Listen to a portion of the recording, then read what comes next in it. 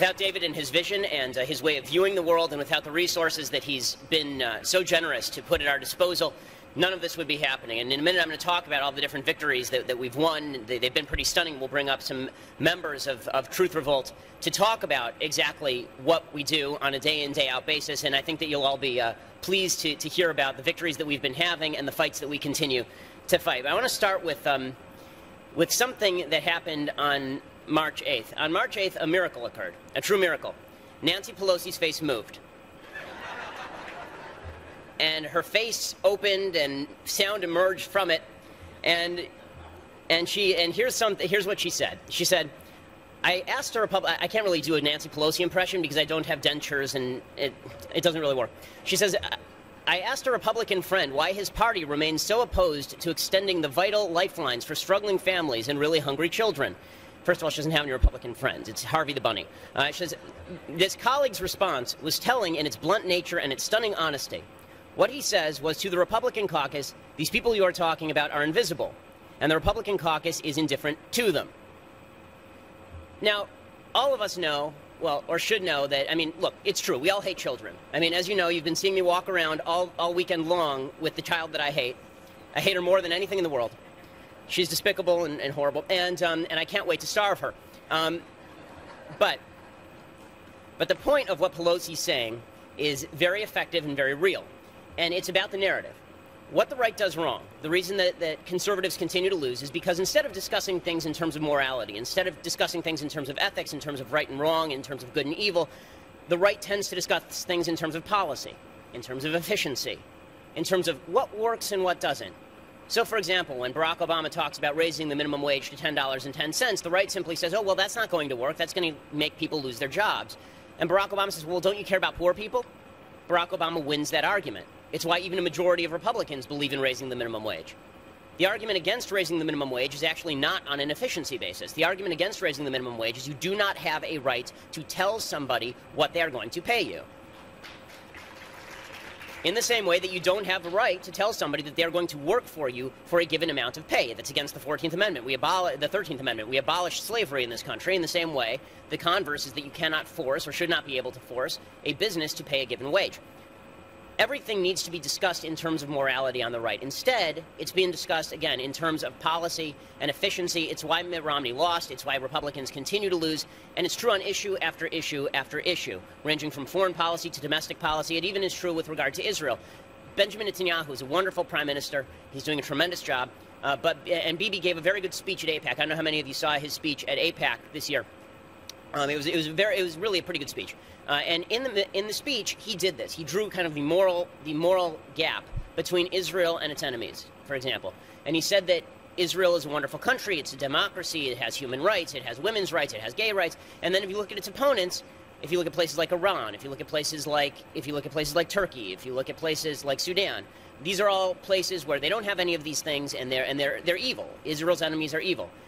The problem with what Bibi said is that he missed one country in this entire list. He missed one territory that's being occupied by certain people on this entire list. He didn't mention the Palestinians. And by failing to do that, what he did is he left the door open to President Obama continuing to maintain that the Palestinians and the Jews are actually on an equal playing field when it comes to the Arab-Israeli conflict. The morality gap has to be the focus of everything we do. The morality gap is the focus of everything we do. It's true on foreign policy. It's true on domestic policy. It's true with regard to minimum wage. It's true with regard to the environment. It's true with regard to everything. And so that's why what we've done at Truth Revolt is we've turned everything into a moral conflict. And this is straight from the David Horowitz playbook. It really is. Everything is a moral conflict, and it has to be approached in moral terms. And in order to really fight that battle, what we've done is we've come up with basically a three-pronged strategy that's been very effective thus far. And the first strategy was to build a base. We've done that pretty successfully at Truth Revolt. At Truth Revolt, we went from a website that literally did not exist as of October 7th. We turned on the spigot October 8th. Right now, we have 2 million unique visitors every month.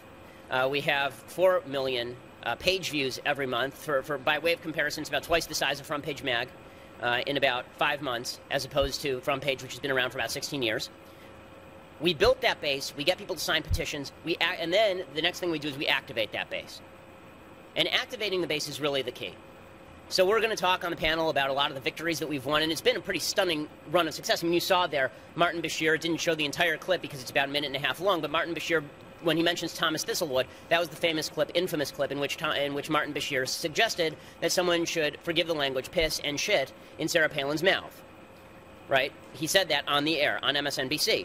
And so we went into action, and we called up all of the different advertisers, and we stayed on it for weeks at a time until Martin Bashir was forced off the air by his own company.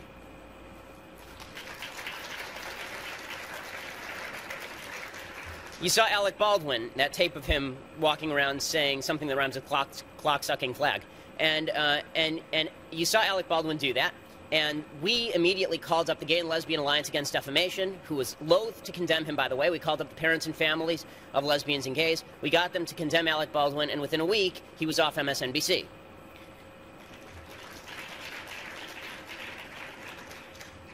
You saw the LA Jewish Journal cartoon. We hit them with over 1,000 phone calls and emails. Within 24 hours, they issued the only apology they have ever issued in the history of the Los Angeles Jewish Journal for running that, and then ran, Rob Eshman, who's the editor, then ran a shocking editorial the next week in which he flattered the Tea Party as a wonderful group, and us in particular as standing out from the pack as a good journalistic organization.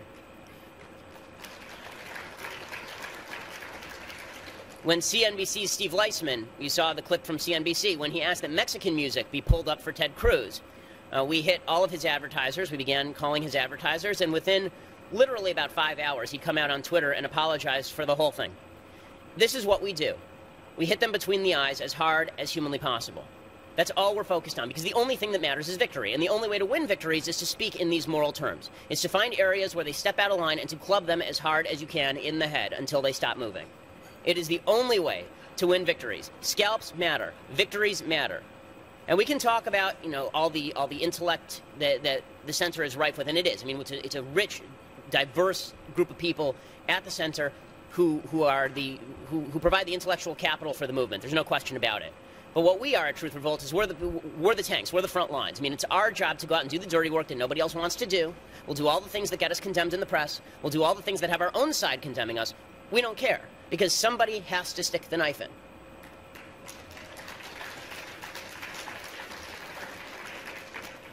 Now, one of the things that we've been doing in terms of activating our army is we've hired on Daniel Mael. You'll meet him in just a second. He's a Brandeis student, 21 years old, and he'll be telling you about a victory that we won just this week. I mean, it really is fun that we get to win a victory every week, because whenever we do these events, we get to say we won a victory this week. We actually did win a pretty big victory this week, and you'll get to see what that is when we bring him up. And he has been fighting against the Divest from Israel movement, as you saw on the tape. We've been fighting pretty hard against the Divest from Israel movement. Again, everything in moral terms. Not just in terms of Israel's a nice country, but in terms of Israel's opposition is evil, anti-Semitic, Jew haters, period. And if you stand with them, you stand with evil. And it's that simple. And that has an impact. When I did that speech at UCLA, where I stood up for a couple of minutes and went there at 10:30 in the middle of the night and left my wife and baby at home, and I can tell you my baby has not forgiven me yet, you know, that when we did that, when the whole point of that was to go there and not to speak in defense of Israel. Everybody said this is the greatest defense of Israel we've ever seen. It's a wonderful defense. It has about 200,000 hits on YouTube, has about 70,000 in Hebrew. The Israeli economics minister translated it into Hebrew, posted it on his page. It really made the rounds. I was invited to meet Bibi because of it. The whole point of it, though, was not defense of Israel. The point of it was attacking Israel's opponent. If you're not on the attack, you're losing. If you're not on the attack, you're losing. And the fact is that, unfortunately, the conservative movement is not on the attack. They're always on the defense. We spend our lives on the defense because, after all, we all know all of our if we're unlucky enough to have liberal friends and relatives, we know that on Thanksgiving it gets awkward. It always gets awkward. There's always somebody there who is going to be complaining about how you're a racist, sexist, bigot, homophobe for what you do. And then you find yourself on the defensive. Well, I'm not a racist. I'm not a sexist. I'm not a bigot. I'm not. You lose the argument by doing that. They need to be on the defensive. It's why, in the fall, we're planning on launching a boycott, divestment, and sanctions movement against Saudi Arabia on campuses.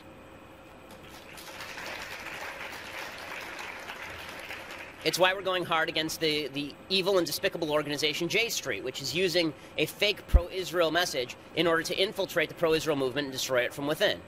It's why we are going after the media itself and destroying the media where it stands. And the point of that is going after all of their base, It's going after their donors. It's going after their funders. It's getting mean. It's getting nasty. And it's getting fun. So that's aspect number 2. So aspect number 1 is you build the base. That's what the website has been for. Again, we've driven tremendous traffic. We have petitions with tens of thousands of signatures on them. The whole point was to drive an enormous number of people to join us in our fight. The second was to activate that base. And the third was to broaden that base. And to that end, this is where Jeremy Boring, who's going to be on the panel with us, is really an expert in doing this. We are going to be moving into the business of attracting young people. And when we say that we're attracting young people, we are actually young people. Right? The oldest person at the organization is the old man Boring, who's 35. Right? Sorry, Jeremy. The fact is that we are a bunch of young people. We know what young people like. We know what young people want to view. And the fact is, what young people like and what they want to view is not politics. Most young people are never going to read a David Horowitz Freedom Center pamphlet. They're not. Most of them are too busy drinking and partying and watching cat videos on YouTube. And so that's what we're going to get into the business of, which should be fun. We're going to actually be doing material that appeals to young people and is not overtly political, but it's going to draw them in. We're going to be putting up material like BuzzFeed does. I don't know how many of you have seen BuzzFeed, but I promise you, your kids and your grandkids have absolutely seen BuzzFeed, and they read it on a regular basis. BuzzFeed is about twice the size, for example, of Breitbart. It has enormous traffic. And the reason it has enormous traffic is because it's listicles. It's 10 things that you miss about the 1990s. Right? And then you go there, and right next to 10 things that you miss about the 1990s are 10 things that are wonderful about Hillary Clinton. And they understand only 1 out of every 10 people who are reading the list about the 1990s are going to click on Hillary Clinton. But that's a hell of a lot more than would just go and read a piece about how Hillary Clinton's wonderful. We're going to be doing exactly the same thing. We're going to be forging into new arenas. Jeremy's going to talk about some of those, and he can do it much more eloquently than I can because Jeremy is an incredible film director. He's also the head of an organization recently outed by the New York Times called Friends of Abe, which is the underground Hollywood organization. Jeremy is well-connected and intensely qualified in the business of crafting narrative that appeals to people without them even knowing that they're watching a narrative that comes from our side of the aisle. So that's the business that we're going to be getting into. So we did the first step, we built a base. We're going to always continue to build the base. We've done the second step, which is activate the base. We're always going to continue to activate the base. To that end, we have to hire a grassroots director, which will, of course, take money. We're going to need a grassroots director to handle our 45,000-person email list, which has been built in 4 months, and our 1,000-person special ops list. So we're going to have to hire a grassroots director to handle. That's a full-time job. So we're going to be doing that, too. And then the third thing we're going to be doing is reaching out to new audiences, to young people, to people in the minority community, but not through overt political activity, through drawing them in the way that everybody gets drawn in. Because here's the fact. You have to convince people to see a documentary. No one ever had to convince anybody to see Avatar. People just go and see it. We're going to be creating entertaining and interesting content that nobody else is creating, and creative content that nobody else is. So we're very excited about everything that we've been able to do thus far. Thank you so much for all of your help. And all that we care about, again, is victory. And if that means that we have to use methods that the left has been using for years, good. If it means that we have to drop this pretense that we are above the fray, good. There's no such thing as the high road in politics. There is just the winning road. So we either can win or we can lose. And it's up to us whether we want to win or lose. And you've heard a lot about how we need to win. I think we all understand from all the other panels how much we need to win. The way to win is by punching these folks back in the face twice as hard as they are attempting to punch us. Thanks so much. Now I want to bring up the rest of...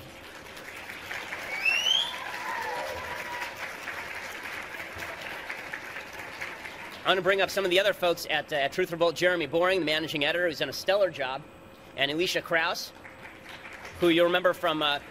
Alicia and I do a show in the morning on KRLA, on the Morning Answer on KRLA 870 every morning. And Daniel Mael, who's the newest member of the Truth Revolt team, only about a week and a half in, and already winning big victories. He's the head of the Israel project, particularly with regard to students. He's going after J Street and he's going after Hillel.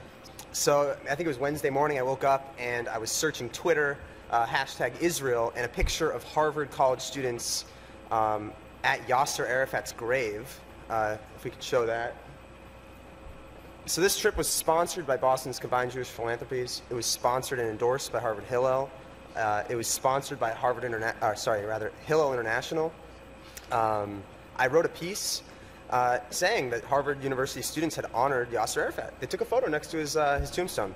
I received a message from someone involved with the trip, and it said, "Daniel, please stop your unfounded, irresponsible, and unsubstantiated allegations." There's a picture, folks. There's a picture.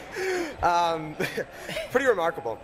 So we asked Combined Jewish Philanthropies for a statement. we asked Hillel International for a statement. The Harvard students actually responded with an article titled, quote, "No apologies for visiting Yasser Arafat's grave." They then changed the title to, "Yes, we visited Arafat's grave." And within it, they said that we attempted to smear them and it was bad journalism. Hillel International condemned the out-of-context photo, and the Combined Jewish Philanthropy said that it was vicious attacks from the extreme edge of the Jewish community. If I'm on the extreme edge, we're doomed. So eventually, the Combined Jewish Philanthropies actually apologized. They listed us by name, Truth Revolt, and said that they are sorry and that they deeply apologize. And they knew that we were also going to go after their donors. We had made clear to them that this was not going to stop with them. We had a full list of their board of directors. We had a full list of their donors, and we were going to start calling them and suggesting that, they get on the record as to whether they like or dislike this particular picture. Yeah, but funny enough, though, is that we asked Hillel International for a second statement. They declined comment. They have yet to condemn the student visit to Yasser Arafat's tombstone. This is the mass murderer who killed Jews and non-Jews.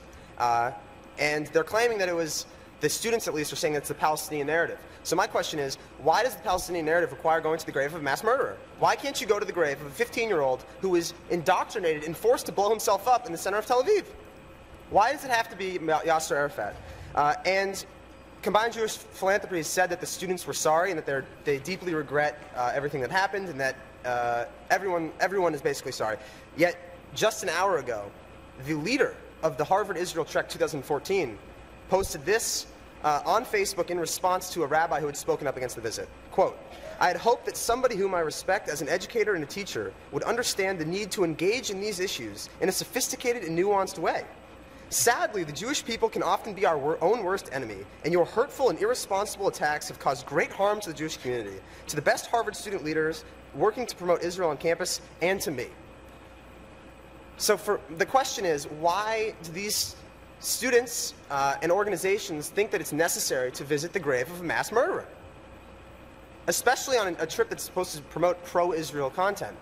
They actually gave a quote to another news source saying that it was an understanding that in order to work with and meet with Palestinian leaders, they needed to visit the Muqata, the home for the Palestinian Authority. So my question is that if the visit to Arafat's grave is a prerequisite for visiting the Muqata, what does that say about the organization? It shouldn't be us. It needs to be, as Ben pointed out, the immoral requirements of the Palestinian Authority. It's absolutely unacceptable, and it shouldn't be tolerated. I don't know why the Jewish community is conversing with people that object to Israel's existence. So when Daniel showed me this picture, I got very excited. Because it's very rare that somebody on the other side hands you what I would like to call a perfect hammer to smack them with. This is a perfect hammer. In other words, there is no defense of visiting Yasser Arafat's grave, clearly. And so, again, what we began to do is we began to contact folks at Combined Jewish Philanthropies. Daniel did it as a journalist, which he is, and he began asking a simple question. Why are you there? Why are you defending this? And within 48 hours of Daniel beginning to call these people, Combined Jewish Philanthropies had backed down. The head of the organization had backed down. He had issued a full apology. He apologized to Daniel personally. He apologized to Truth Revolt as a group. And we're not going to stop there. The next step is that we're going directly after Harvard International, Hillel International. They're going to be forced to apologize. They're going to be forced to provide a list of procedures that will be taken in the future that will never allow anything like this to happen ever again. And if they don't do it, then Daniel and Paul Bois, who works with us, and a couple of other of our reporters, we are going to call every major donor to Hillel International, and we will put a news story up on each and every one of them individually as to whether they continue to support an organization that is happy to have kids, Jewish and non-Jewish, visiting the grave of a mass murderer. This is what we do. Daniel, can you tell us? I like that you go to the grave of Yasser Arafat and then say Jews are their own worst enemies. Jeremy, what do you? Ben kind of touched on what you're doing with FOA, and the good editor. Allow me to suck up for a second, since you're one of my bosses at Truth Revolt. How do you think that movies and what is being done in Hollywood really drives the culture, and what can we as a conservative movement to be, get involved to be a part of that? What can we do? Well, there's two things that have interest to Ben and I that I think give us the ability to have a good collaboration. And we've talked about this before, Ben, but it's almost like the thing that you're the best at and the most interested in is the thing that I'm the second most interested in, and vice versa.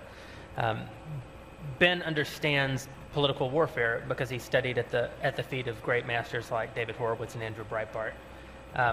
And he understands that you can't have a successful political movement when you allow the other side, your opposition, to frame you as racist, bigoted, homophobic, warmongering, greedy people who want to strap, dogs to the hoods of cars and fire people so that they'll die, their wives will eventually die of cancer, and then you respond with policy arguments, right? Like, first you say, no, we don't actually want women to die of cancer, and here's a 6-point plan. My focus is on something that happens before the political battle ever begins, and that's the cultural landscape. And specifically, it's about story. And sort of my core argument, and I think you see it on display in the work that we've been doing at Truth Revolt and will be doing going forward, is that the human animal is a storytelling being. I mean, that's what sets us apart. And it's how we understand who we are and our place in the world, our relationship with each other, our relationship with God. It's how we understand the things that we believe and the things that we oppose. The unfortunate reality is that conservatives are the worst storytellers, not only in the world, but in the history of the world. And I can actually prove that. That's not a personal opinion. In Western literature, there's a thing called the hero's journey, and it's the most prolific story in history. I'm so glad Jeremy's here because I was totally going to rip this off on the page. And now in the hero's journey is about the young everyman. It's King Arthur, and it's Luke Skywalker, and it's Mr. Smith Goes to Washington. It's Mr. Smith Goes to Washington. It's the young everyman whose fathers sinned. Because of their sin, the great republic was lost. The kingdom of old, where people had wealth and prosperity and freedom and lived in harmony with their fellow men. The only way to get that back is for the young hero to come in contact with an ancient wisdom. In Star Wars, it's the Force, right? Luke Skywalker hears about, it's just this vague concept in the first movie, this beautiful hint of something that used to be. And as he comes more and more in contact with that ancient wisdom, he's given the power to literally destroy the instruments of the state. I mean, at the end of Star Wars, that's what he does, right? He literally blows up the Death Star, the tool of government. That story, from pulling the sword out of the stone to blowing up the Death Star, is the most prolific story in Western literature, and only the world's worst storytellers could fail when armed with that story. But we don't tell that story. We talk about policy and deny that we're racist. By the way, we are racist. I want to be clear about this. See, this is another place that conservatives don't understand storytelling. We don't understand language. You are racist. You spend a lot of time trying to say you're not racist when the left accuses you of racism because you still think that the word racism means judges people on the basis of race and believes that people should be treated differently on the basis of race. That's not what the word racism means. There's only one movement in America that believes people should be treated differently on the basis of race, and that's progressivism. Racism means you don't think people should be treated differently on the basis of race. That's what racism means to everyone in the world, whoever levels the charge against you. And when you deny it, you're lying. They say, you think people should be treated equally. And you say, no, I don't, but you do. But we don't understand language. We use the word conservative to describe ourselves, but there's nothing to conserve, my friends. The left fought a war. We didn't even know it was going on, and we lost. I mean, do you want to conserve 50 million abortions since Roe v. Wade? Maybe it's the loss of habeas corpus that you want to conserve, or maybe it's the fact that they put filmmakers in prison now when they embarrass the President of the United States, or go after Dinesh D'Souza because his movie embarrassed the President of the United States. Maybe you want to conserve an IRS that won't grant my organization their 501c3 status for 3 years because we have the word conservative in our legal description. Or maybe you want to conserve the fact that we're now not even supporting our allies in the state of Israel. Of course, we don't want to conserve any of that. We're rebels. We've always been rebels. We've been rebels since the rebellion that founded the country. Our idea is always outside of the mainstream. It's an idea that requires fighters, and it requires storytellers. America came into being, as Glenn Beck said when he was here, because people like Thomas Paine were scrawling down ideas, and people like Thomas Jefferson were scrawling down ideas. I mean, thank God they were better storytellers than we are. And what a shame that we can't tell the great story that they bequeathed to us. So, I think that the only way for us to have long-term success in this country, listen, politicians act in accordance with their self-interest, like any other person in the world. At the end of the day, even the most ideologically pure politician is going to have to make decisions based on his self-interest. It's the job of storytellers to ensure that what is in the self-interest of politicians is to do the things that we know are true and good. And we don't do that. So we need to start. So in addition to our political warfare techniques that we're trying to employ at Truth Revolt, we're also going into this next phase of our existence to really focus on the culture, to focus on storytelling. One of the things that we want to show you is this still penned by a terrific artist who also happens to be a Shapiro, Ben's sister Rebecca. Well, not that. No. She did not draw this. Yeah. This is it. This is for a new thing that we're launching. It's novel. They were invented in the 1930s, so a lot of conservatives haven't heard about them yet. But they're called comic books. And they're read by the Ute of America. And you know how conservatives are always trying to reach the Sometimes Ute. there's movies made about him, like Superman, Iron Man. Yeah, I've heard of a few of those. Yes. Wait, the motion picture? Yes. They're talkies On a now, Ben. screen. Oh my. They have both image and sound in color. We're going to make a comic book about the American Revolution. Every other conservative organization in America thinks that the way that you teach young people about the Revolution is to have them sit down and read, what are those things? They have a cover page. There's A book? books. Yeah. But see, Ben and I have I didn't even know what you were talking about. Yeah. Just like Ben said, you have to talk people into seeing documentaries. They go to see fiction movies all on their own. And it's amazing to me that the party of entrepreneurs, the party of businessmen, the party that understands free trade and the free exchange of ideas, that we think that the only way to communicate our values is to force people to engage in product that they don't want. What an entrepreneur is supposed to do is analyze the market for inefficiencies and give people what they do want. Young people read comic books and young people watch movies. By the way, this is why conservatives started Hollywood. All of the people who started Hollywood were actually conservative. It was only in the 1950s and 60s that it actually converted to liberalism. But all of the people who were the big people behind Hollywood originally, they were big Republican donors. I mean, they gave lots of money to Republican candidates. It's only over the last 50 years that we've lost all of this. That's right. So how do we get it back? Well, we have to actually do it, right? You don't get it back by thinking about it or waxing philosophical about it. You have to make some movies and make some comic books. The Freedom Center has done an amazing job over the last 20 years of producing these remarkable pamphlets, and we've all been the beneficiaries of these wonderful pamphlets. No one under 30 reads those pamphlets, though. And instead of taking the approach that so many in the movement take, which is, how do we find a way to get young people to read our tract? That's not the right answer. The right answer is, how do we take the wonderful ideas that we produced for this tract and put it in something that young people are already buying, something they actually want? And that's our job. We have to take this beautiful story, the hero's journey, the story of human freedom, and we have to put it into a product that people are already buying, a product that they want, not a product that we have to talk them into engaging. And so Truth Revolt is going to do just that. We're producing a graphic novel on the American Revolution. We're going to produce, coming in the next few months, a short film. And it's going to be a short film about the suffering of Jewish civilians at the hands of Palestinian terrorists. Every year, thank you, every year, the Academy Awards nominates a short film for Best Picture that explores the suffering of Palestinians at the hands of Jews. There's another side to that story. Somebody ought to tell it. Well, we're going to tell it. And that's in service of a long-term vision of actually making feature films, not just short films. The short film is to get us some attention.